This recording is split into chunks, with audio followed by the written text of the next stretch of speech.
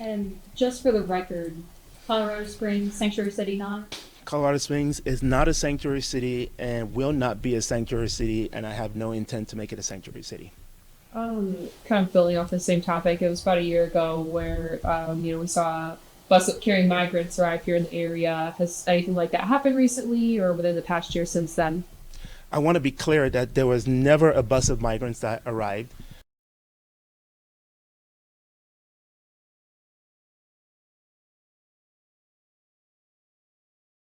Hey, Mayor Yemi, this is Captain Doug over at the Salvation Army. Hey, I talked with homeless outreach team at the city and with Jack Briggs and a few of my counterparts up in Denver. We're seeing just a lot of migrant families, not so much the singles, but families.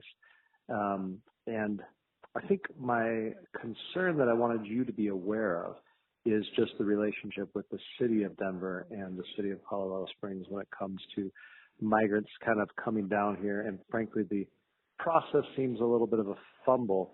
Or, I know they have a ton of money up there for the migrant families, and I've discovered a handful of things that made me want to call you just to make sure that you are aware of this. If you would like to talk about it just briefly in between one of your meetings, I know you're in DC right now.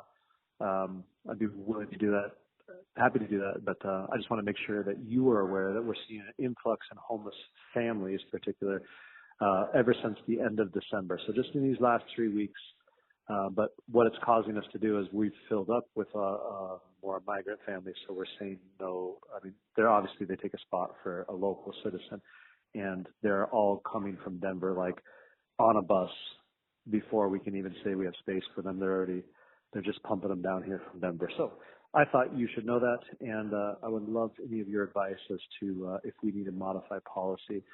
So if you have time, I'd love to give you a call. If not, hopefully this voicemail gives you enough glimpse into an increase in migrant families, very particularly all of the families we've seen, which is 21 families or about 70 people just in the last 3 weeks. They're all from Venezuela. So anyway, just more info for you. All right. Hope you're well. Bye.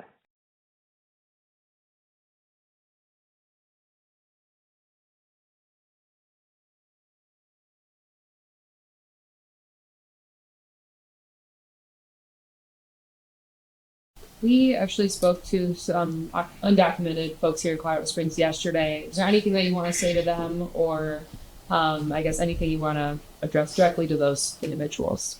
Yeah, and one of the things I want to make clear is that we're a nation of immigrants. It's part of who we are as a country. This mayor came in as an immigrant, and immigrants add to the quality of life and vitality of this great city and region and of our great country. So I'm grateful for so many of them that are adding to the flourishing of our community. And it's important that we separate facts from gossip, facts from fiction. So there's a lot of chatter right now.